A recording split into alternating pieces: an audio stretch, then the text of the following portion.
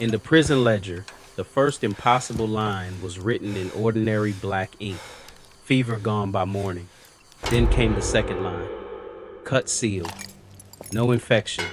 Then the third, blindness lifted after midnight.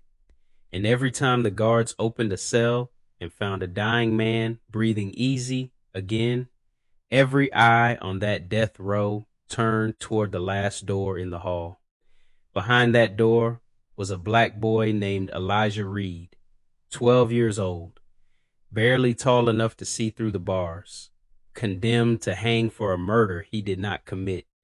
They thought they had locked a killer inside Bayou Meridian Penitentiary. They had locked in a child who could close wounds with his hands. But there was one sickness Elijah could never cure. Not fever, not blood loss, not the cancer eating through an old man's body. The sickness he could not cure was the hatred that made the world look at a frightened black child and see a monster before he ever spoke. April 1893. Briar Bend, Louisiana, sat between cane fields, pine woods, and a river that moved slow and brown through the heat. Elijah Reed had lived there his whole life. He was a small boy with deep brown skin, careful hands, and a voice so soft people leaned in to hear him. He carried water for old women when the pump handle stuck. He ran errands for the church deacon without asking for a penny. He could calm a mule, hush a crying baby, and make his little sister Lena laugh, even when she was mad enough to throw a spoon. His mother, Ruth Reed, said Elijah had always been too gentle for the world. His father, Jonah, said gentleness was not weakness. But in Briar Bend in 1893, the world did not bother telling the difference. The trouble began on a Friday afternoon. Two young white sisters from the sawmill owner's family were found dead near the tree line beyond the cane fields. Their dresses were torn, their hair was full of burrs, and kneeling beside them, with mud on his knees and blood on his palms, was Elijah Reed. He was crying so hard he could barely breathe. Sheriff Abel Crow found him there under a leaning cypress. Elijah tried to explain. He said he had heard a scream from the woods. He said he ran toward it. He said the girls were already cold when he reached them.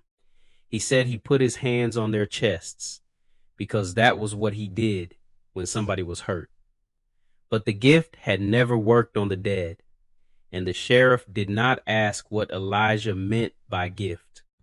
He saw two dead white children. He saw one black boy. And in his mind, the case was already finished. The cuffs were built for grown men, so they slid too far down Elijah's wrists and cut into the bone. His mother screamed his name until her voice broke.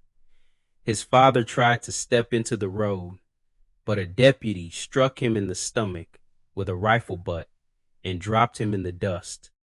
Lena, 7 years old, stood behind their mother's skirt with one hand over her mouth. Elijah looked back only once. He did not cry out. He just looked confused, as if he still believed the truth could catch up if everyone would slow down long enough to hear it. It did not. His trial lasted less than an afternoon. No black person sat on the jury.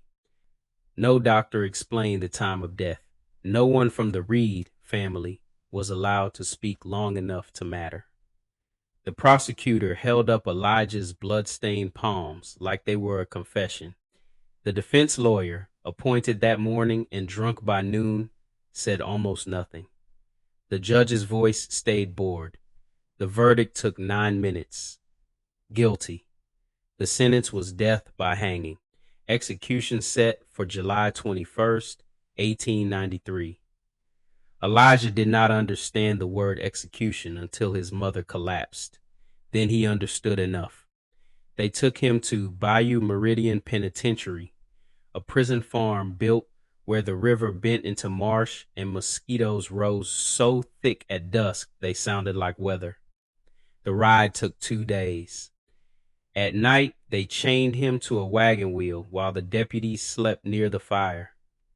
Elijah stared at the stars and whispered hymns under his breath, not because he felt brave, because those songs were the only things that still belonged to him. On the second morning, they passed through a small town where people gathered to look at him. A woman spat near the wagon. A boy no older than Elijah threw a clod of mud that struck his shoulder. A man shouted that the hanging was too good for him. Elijah lowered his eyes. That was when he began to understand.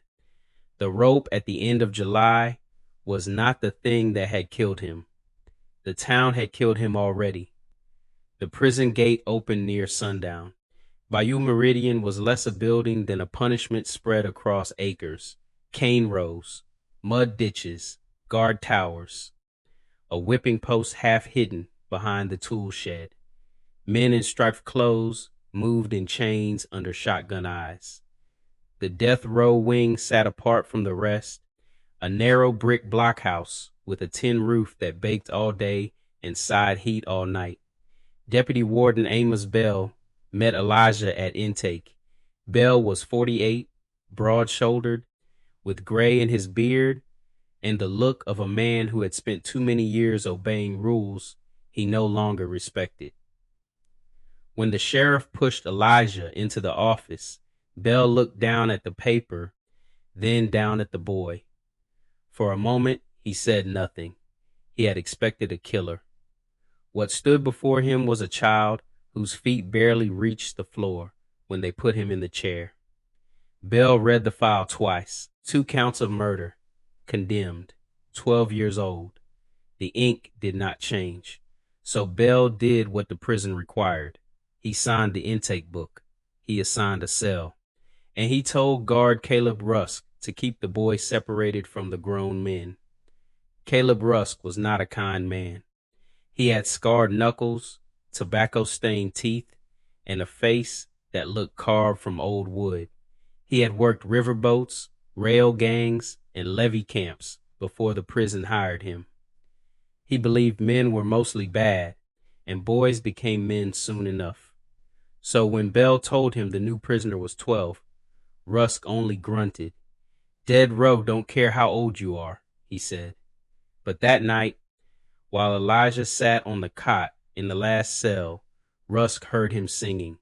It was not loud. It was not pretty in the way trained voices were pretty. It was thin and trembling, a church song trying to survive stone walls. The other condemned men went quiet. Even old Isaac Tull, who cursed at everything from the food to the moon, stopped talking. Rusk stood near the corridor door with his keys in his hand, and for the first time in years, he remembered his mother singing that same hymn over a washtub. He hated the memory for making his throat tighten, so he barked at Elijah to hush. The boy obeyed. But by morning, the first miracle had already started. A condemned prisoner named Silas Boone had been dying of marsh fever for 6 days. He shook so hard the bed frame rattled. His eyes had gone yellow. The prison doctor, Edwin Mallory, said the fever had turned inward and there was nothing to do but wait. Silas spent that night groaning from a cell 3 doors down from Elijah. Near midnight, Rusk found Elijah standing at his bars. His small fingers were wrapped around the iron. His face was wet with sweat. "What are you staring at?" Rusk asked. Elijah kept looking towards Silas's cell. "He's scared," the boy whispered. Rusk spat into the corner. "He's dying. Scared won't change it." Elijah's voice came even softer.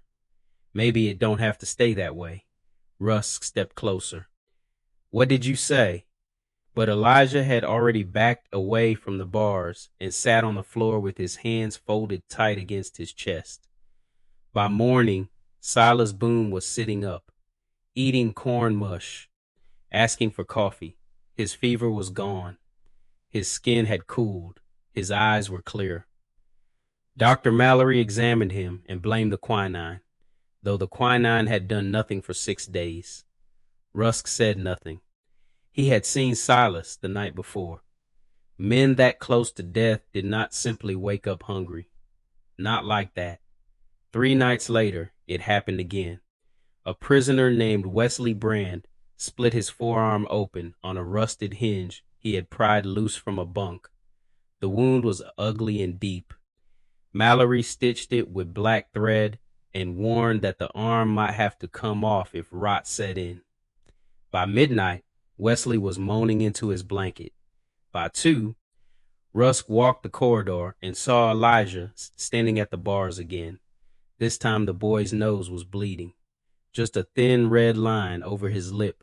His eyes were closed. His hands trembled. Rusk unlocked no door. He let no one near Wesley. He simply watched. By dawn, Wesley tore off the bandage and began shouting. The wound was sealed. Not scabbed. Not better. Sealed. The stitches hung loose in skin already pink and new. Mallory accused Wesley of lying about the injury. Wesley held up the bloody bandage and laughed until he cried. That was when Amos Bell began keeping his own notes. Not in the official ledger. That book belonged to the state. Bell used a small brown notebook he kept in the bottom drawer of his desk. Silas Boone, fever gone overnight. Elijah awake. Wesley Brand, forearm wound closed.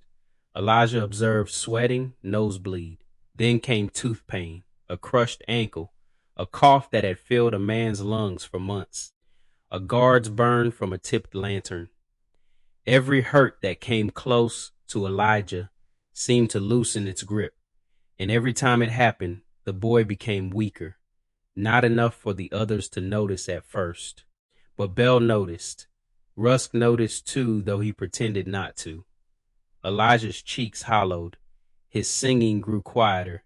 He slept after each healing like a field hand after harvest. One night, Bell went to the last cell alone. It was after midnight. Heat pressed against the walls. A lantern swung in Bell's hand. Elijah sat on his cot with both knees drawn to his chest. He looked smaller than the blanket. Bell placed the lantern on the floor and sat on an overturned bucket outside the bars. For a while, neither of them spoke. Then Bell said, "Son, are you doing something to these men?" Elijah looked at his hands. He turned them over slowly, as if he was afraid of what they were. "Yes, sir," he whispered. Bell's breath caught, but his voice stayed careful. "How? I don't know."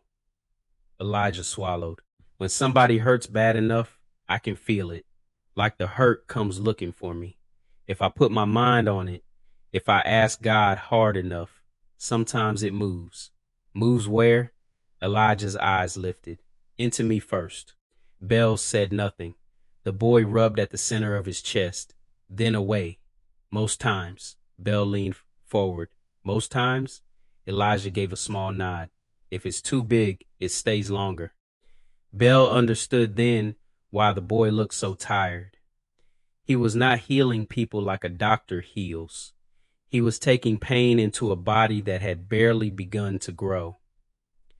Bell asked the question he had been carrying since intake. What happened in those woods? Elijah's mouth trembled. He told Bell about the scream, about running through cane leaves sharp enough to cut his arms, about finding the two sisters beneath the cypress with their eyes open and no breath in them. He said he tried anyway. He pressed his hands to one girl's chest, then the other. He prayed until his head hurt. He prayed until blood came from his nose. He begged the gift to work. But the girls were already beyond pain, and whatever moved through Elijah could not cross that border. So he did the only thing a child could think to do. He gathered small white flowers from the weeds and placed them in their hands so they would not be alone when someone found them. That was how Sheriff Crow found him, a black boy with blood on his palms, two dead white children, flowers in their hands. a mercy that looked like guilt to people hungry for a monster. Bell believed him, not because the story was easy, because the world was. Bell had seen enough of Louisiana justice to know how fast it worked when the accused was black and the dead were white. The trial had not been a search for truth. It had been a ceremony to bless what the town had already decided. But believing Elijah was innocent did not open the cell door. The sentence sat on the calendar, July 21st. Every sunrise moved the boy closer to a rope. Word of the healings began leaking through the prison anyway. A cook told a driver told a preacher told a woman whose child could not walk without braces. Soon people began appearing at the prison gate, not many at first. Just one wagon, then two, then a line. Some came ashamed, asking quietly if the boy could help. Some came demanding, as if mercy was a service the state owed them. Some brought money, some brought threats. Bell turned most away, but not all.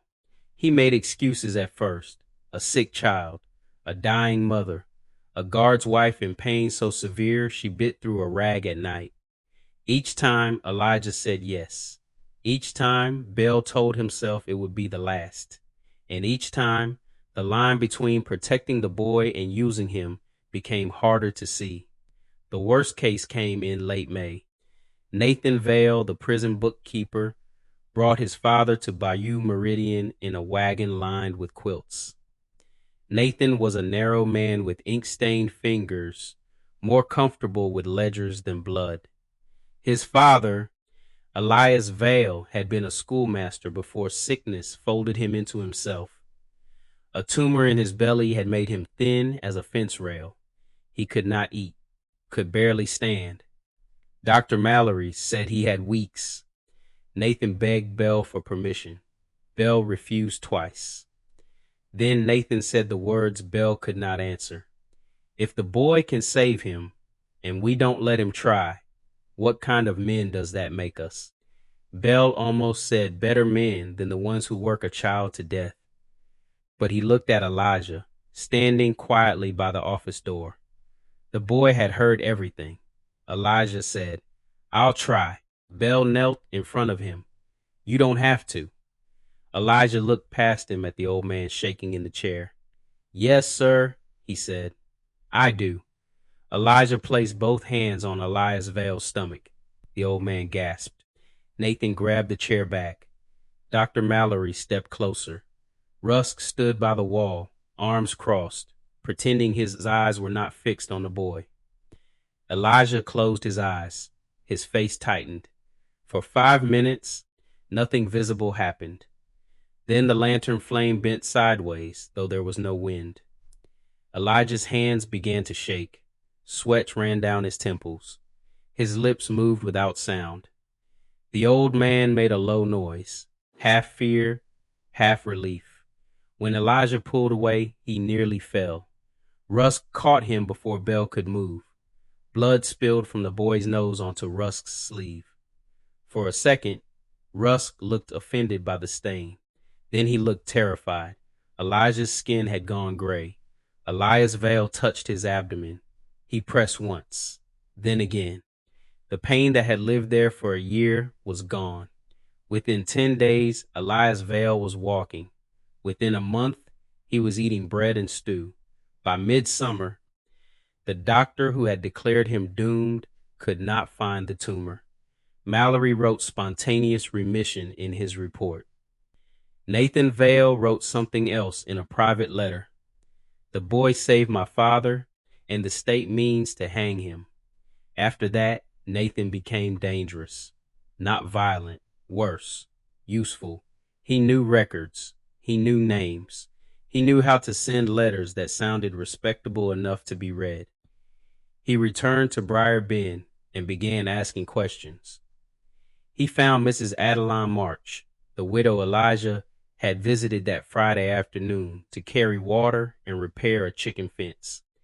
She swore Elijah had been with her until late in the day. He found a cane cutter who had seen the sawmill owner's daughters walking with a white drifter near the tree line.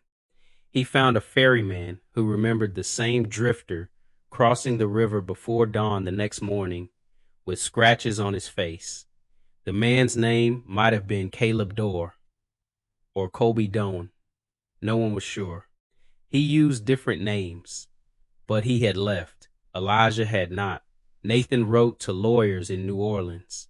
He wrote to black church leaders. He wrote to 2 northern newspapers. He wrote to the governor's office with copies of witness statements and Bell's private notes. Most letters vanished into silence.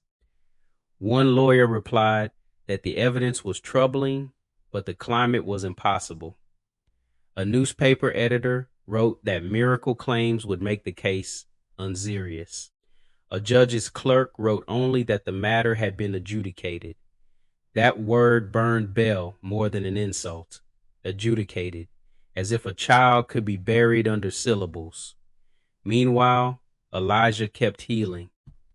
A woman's curled fingers opened after years of pain. A little boy with a twisted foot took 3 straight steps across Bell's office while his mother sobbed into both hands. A blind cane worker saw the outline of the window, then the bars, then his wife's face. Every miracle widened the circle of belief. Every miracle thinned Elijah like a candle burning in a room no one wanted to leave. Rusk began bringing him food. At first, he did it roughly. A biscuit shoved through the bars, a peach wrapped in cloth, a scrap of salted pork from his own plate. Eat, he would say. Elijah always thanked him. That made Rusk angrier than silence would have. One night, Rusk sat outside the cell after his shift ended. He had no reason to be there. He told himself he was watching the corridor. Elijah sat with the peach in his lap, too tired to eat it. "Why do you keep doing it?" Rusk asked. Elijah looked up. Healing? Rusk's jaw tightened. Letting them bring every hurting person in the parish to you. It hurts you. Don't act like it don't. Elijah turned the peach slowly in his hands. "Because I know what pain feels like." Rusk snorted. "Everybody knows pain." "No, sir." The boy's voice was gentle, but it stopped Rusk cold. "Some folks know their own pain. That's different." Elijah looked toward the corridor where men slept behind iron. "When I feel somebody else hurting, it don't feel separate. It feels like a bell ringing inside me. I can't make myself not hear it." Rusk stared at him. The boy continued. "My mama told me not to show people. She said they'd be scared, or greedy, or both. But if God lets me hear the bell, maybe I'm supposed to answer." Rusk had spent most of his life ignoring bells, church bells, warning bells. The quiet bell inside a man that tells him he is becoming cruel. Listening to Elijah, he felt something old and rusted move in his chest. He did not like it, but he did not stop it. June dragged itself over the prison. The air thickened. The cane fields hissed with insects. The death date sat less than a month away, then less than 3 weeks, then less than 2. Bell slept in his office most nights. Nathan Vale came and went with stacks of papers, new statements, new rejections, new hope that looked thinner every time he carried it in. Ruth Reed was allowed to visit once, only once. She walked into the death row corridor wearing the same blue dress she had worn to Elijah's trial. She had mended the sleeve where it tore when she fell in the road. When the guard opened the cell, Elijah stepped into her arms and became smaller than 12. He did not ask if she could save him. That was the mercy he gave her.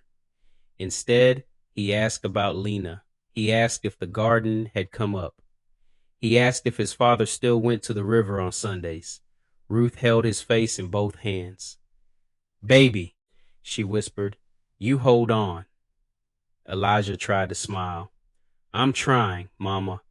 She looked at Bell through the bars with a mother's hatred and a mother's pleading mixed together. You let them kill my son, and whatever soul you got left is going with him. Belle could not answer, because she was right. The night everything broke began with rain. A storm rolled over Bayou Meridian after midnight, hammering the roof hard enough to drown the insects. Nathan Vale arrived soaked, carrying a new statement from a ferryman in a parish downriver. The ferryman claimed a man matching the drifter's description had confessed while drunk to letting a colored boy swing for what the river washed clean. It was not enough by itself, but it was more than they had ever had. Nathan demanded Bell send a telegram before dawn. Bell said he would. Nathan said dawn would be too late. The execution was 4 weeks away, but men with power had already started moving faster against them. The governor's office had warned Bell to stop embarrassing the state. The sheriff in Briar Bend had called the witness statements agitator lies. Someone had written a threat and nailed it to the prison gate. Nathan slammed the papers on Bell's desk. They're going to bury this boy alive inside the law, Bell said. Lower your voice. Nathan's hand went into his coat. Rusk, standing near the door, saw the metal before Bell did, a small revolver. Nathan's face was pale and wild. I can get him out, Nathan said. There are roads through the marsh. I know men who will hide him. Bell stood slowly. You won't get him past the first bridge. I won't watch him hang. If you run with him, they'll shoot him in the back and call that justice too. Nathan's hand shook. Then help me. Bell took one step around the desk. Nathan, put it down. The thunder cracked overhead. Nathan flinched. Bell reached for the gun. The shot filled the office. For a moment, nobody moved. Then Bell staggered backward against the desk. Blood spread across his shirt. Nathan stared at the revolver like it had betrayed him.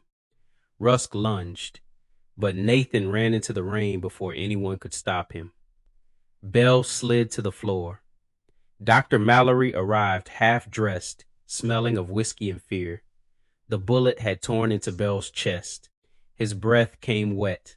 Each inhale bubbled. Mallory pressed cloth to the wound and shook his head before he meant to. Rusk saw the look. He had seen it in camps, in fights, in fever room. That was the look men gave when there was nothing left to do. Bell's eyes found Rusk, not pleading, apologizing. Rusk did not think. He ran down the hall, past the office, past the storeroom, into the death row wing. The condemned men woke shouting. Rusk ripped the keys from his belt and unlocked the last cell. Elijah was already standing. He had heard the shot. He looked at Rusk's face and knew. No, the boy whispered. Rusk grabbed the bars so hard the keys cut his palm. He's dying. Elijah shook his head once, but not in refusal. In sorrow, Rusk's voice broke. He tried to save you. God help me, boy, he tried. Elijah stepped out of the cell. He was barefoot. His prison shirt hung from his shoulders. He looked like a child woken from a bad dream. Rusk wanted to tell him to stay, to save what little was left of himself. But Bell was dying in the next building, and Rusk was still selfish enough to want a miracle. They carried Elijah through the rain. When he reached Bell's office, the lamp had nearly gone out. Blood soaked the floorboards. Bell's eyes were half closed. His breathing rattled. Elijah climbed onto a chair beside him. Dr. Mallory started to protest, then stopped. Everyone stopped. The rain struck the roof. The lamp trembled. Elijah placed both hands over the wound in Bell's chest. For the first time, he looked afraid. Not of blood, not of death, of knowing the hurt was too large for his small body. Then he closed his eyes. The room seemed to lose sound. Even the rain pulled back. Rusk saw Elijah's fingers tighten in Bell's shirt. The boy's shoulders shook. A thin blue-white glow seeped between his hands. Mallory whispered something that might have been a prayer. The glow brightened. Belle's body arched. Elijah made a sound no child should make. A deep, tearing cry held behind clenched teeth. Blood ran from his nose, then from one ear. Rusk stepped forward. Elijah opened his eyes and looked directly at him. "Don't," he whispered. So Rusk froze. The light filled the room. It showed everything too clearly.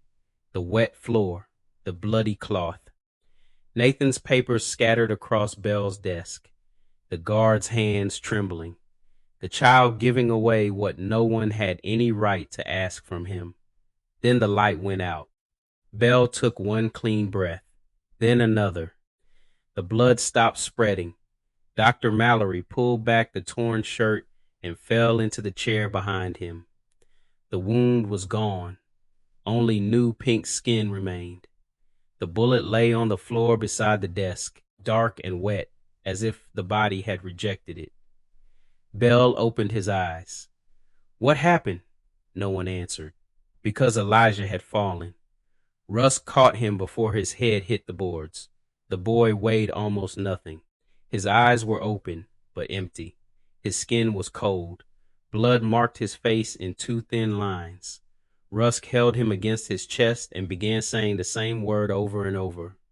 No, no, no. But the prison had already taken too much. They carried Elijah back to the last cell, not as a prisoner now, as something they had failed to protect. Belle, fully healed, walked beside the cot as if every step hurt anyway. He sat with Elijah until morning, then through morning, then through the next night. Elijah did not wake. Dr. Mallory could find no wound, no fever, no broken bone. His heart simply beat too softly, as if it were far away and getting farther. The execution date became meaningless. Belle tore the order in half and sent word that no hanging would take place while he breathed. The state could remove him, arrest him, drag him out of the prison in chains. He did not care. A gallows built for Elijah Reed would not be used. Nathan Vale was found 2 days later trying to board a train under a false name. Belle refused to accuse him. He said the gun discharged during an accident. He said no crime had been committed against him.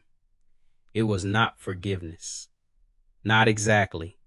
It was an understanding that guilt had already become Nathan's sentence. When Nathan heard what Elijah had done, he came back to the prison voluntarily. He entered the death row corridor like a man entering his own grave. He knelt beside the cot and wept into the blanket. "I'm sorry," he said. "I wanted to save you." Elijah did not open his eyes, but one finger moved against Nathan's hand. That small mercy nearly destroyed him. Belle sent for Elijah's parents. He should have sent sooner. He knew that. But some cowardly part of him had kept believing the boy would wake, sit up, ask for water, and prove that grace had no limit. Ruth and Jonah Reed traveled through the night in a borrowed wagon. When Ruth saw Elijah on the cot, she made a sound that silenced every man in the corridor. Not a scream, not a cry, something deeper. The sound a heart makes when it breaks in a place no doctor can reach. She climbed onto the narrow cot and gathered her son against her. She rocked him as if he were still 5 years old and feverish after rain. Jonah stood behind her with one hand on Elijah's ankle, his face turned to the wall because he did not want strangers to see what had been taken from him. Ruth sang. The hymn filled the death row wing. The condemned men listened. The guards listened. Even Dr. Mallory, who had written more lies than cures in his life, stood in the corner with his hat in his hands. On the 5th morning after Belle's healing, Elijah woke, only for a little while. Light from the high window touched his face. His eyes were clear, too clear. Ruth leaned over him. My baby. Elijah looked at her first, then his father, then Belle, then Rusk, then Nathan Vale, who could barely stand beneath the weight of himself. Elijah's voice was thin as thread. I heard the bell, he whispered. No one understood at first. Then Rusk remembered the night in the cell. Some folks know their own pain. That's different. Elijah's eyes moved to Belle. You was hurting. Belle covered his mouth with one hand. I should have stopped you. Elijah gave the smallest shake of his head. Then you would have died. Belle wept openly. I was supposed to save you. The boy looked at him with a peace that felt too old for his face. You tried. That was all. 2 words. But they broke every defense Belle had left. Elijah asked about Lena. Ruth told him she was waiting at home. Elijah smiled faintly.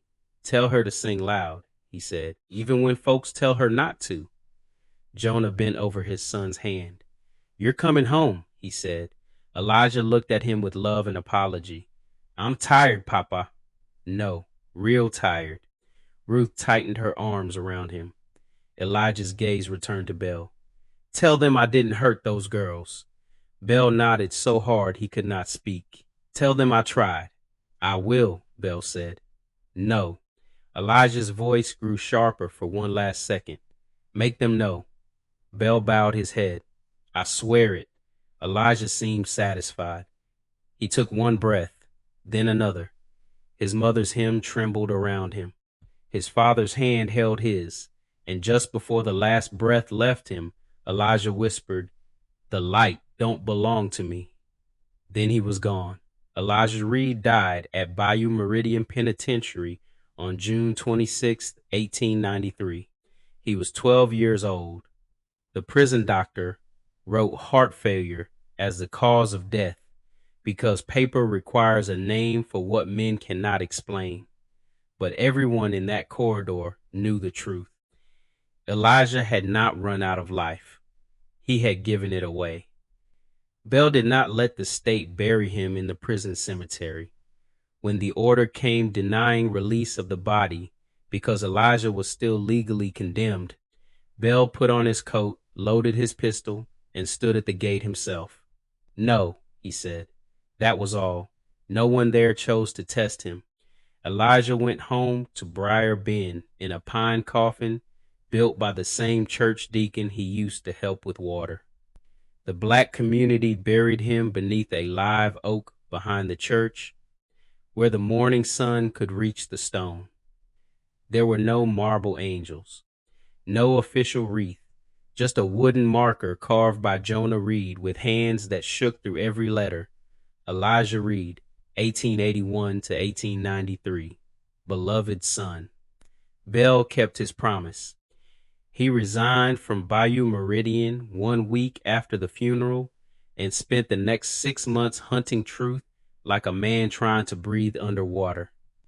He gathered Nathan's records, Mrs. March's statement, the cane cutter's testimony, the ferryman's account, Dr. Mallory's notes, which the doctor surrendered after Belle threatened to drag him before every newspaper north of Baton Rouge.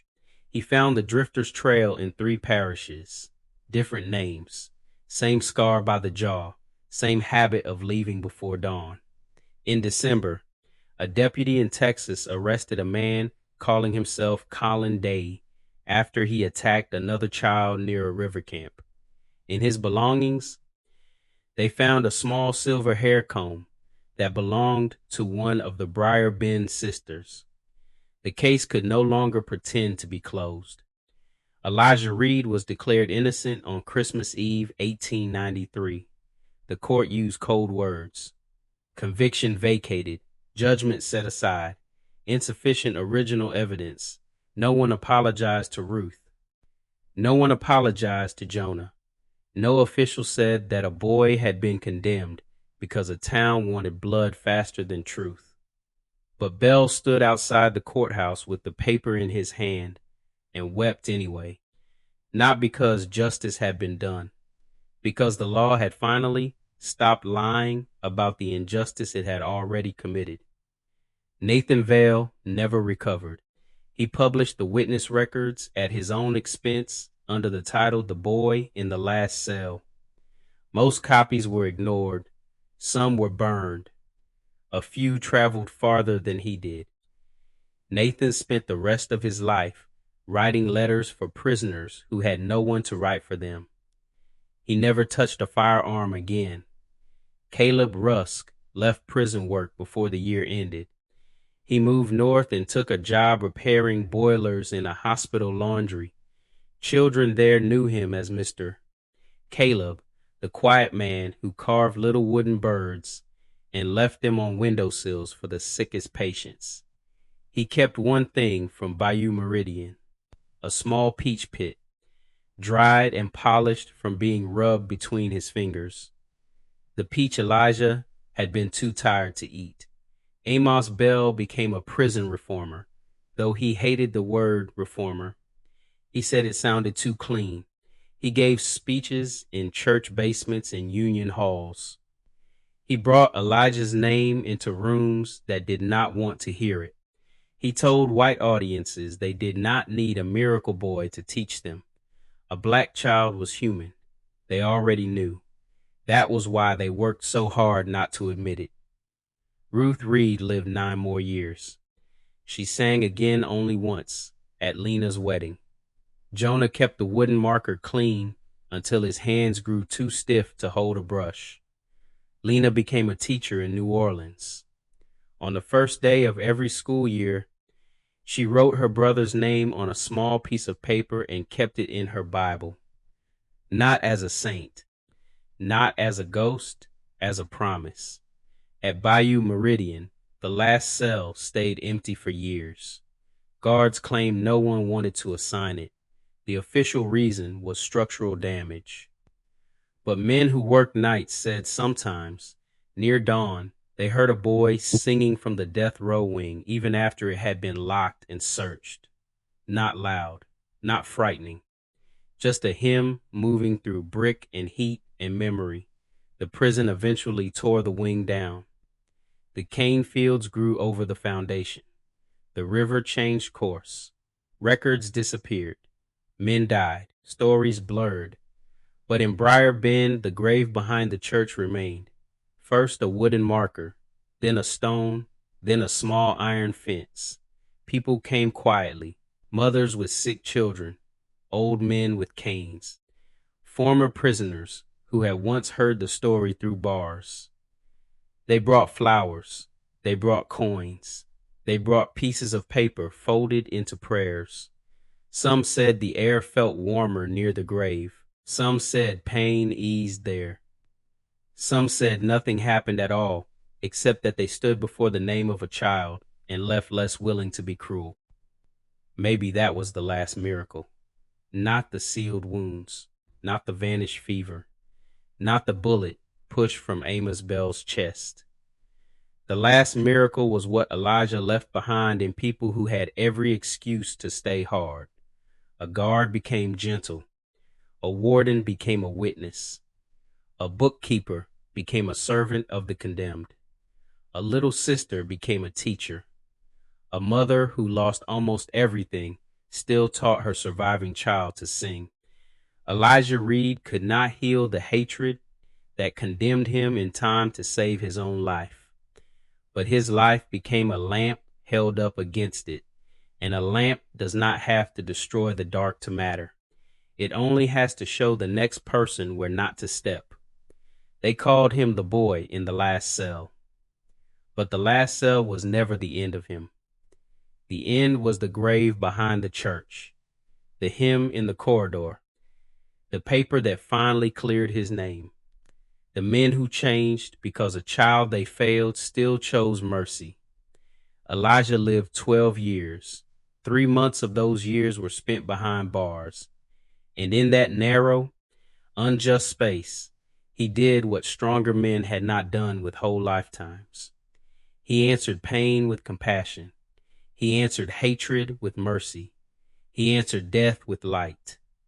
And the light kept moving.